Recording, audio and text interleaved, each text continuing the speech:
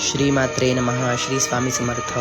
बऱ्याच जणांचे मेसेज आले होते की दादा आम्हाला नागपंचमी पूजनविषयी माहिती सांगा आणि पूजन कसं करायचं तेही सांगा. तर व्हिडिओ दाखवल्याप्रमाणे अशा आपल्याला 2-2 पद्धतीमध्ये 5 काढून घ्यायचेत नाग. त्यानंतर आपल्याला वरी 4 3 2 1 असे काढायचेत. तर वरून आपल्याला जोडत यायचे. खालीही तशाच प्रकारे 4 3 2 1 करायचेत नाग. हे नागांचे पोट असतात. तर अशा प्रकारे आपल्याला 9 नाग काढायचे असतात. नागपंचमीला 5 नागांचे पूजन होत नाही, 9 नागांचे पूजन असतं. तर ते 9 नाग कोण आहेत जाणून घेऊया. अनंत वासुकी शेष पद्मनाभ्यच काम्यलभ शंखपाल धृतराष्ट्र तक्षक कालिया तथा असे हे 9 नाग आहे. तर 9 नागांचं पूजन असतं.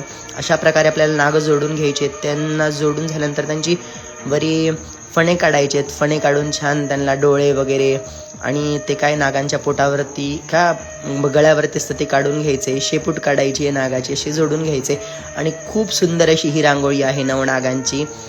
तर झाल्यानंतर आपल्याला नागपंचमीचं पूजन करायचं आहे. तर प्रथम आपल्याला कुठेतरी भिंतीवरती नाग आपल्याला लावून घ्यायचे. झाल्यानंतर त्यांना पाणी दूध वाहायचे, परत पाणी वाहायचे, मग गंधाक्षता हळदी कुंकू फुल वाहायचे, कापसाचं गेज वस्त्र वाहायचंय, पिवळा दोरा बांधायचा आहे, धूपदीप नैवेद्य दाखवायचा आहे, चणे फुटाणे आणि दूध नैवेद्य असतं आणि उकडीचा नागाला उकडीचाही नैवेद्य असतो. व्हिडिओला लाईक कमेंट करायला विसरायचं नाही.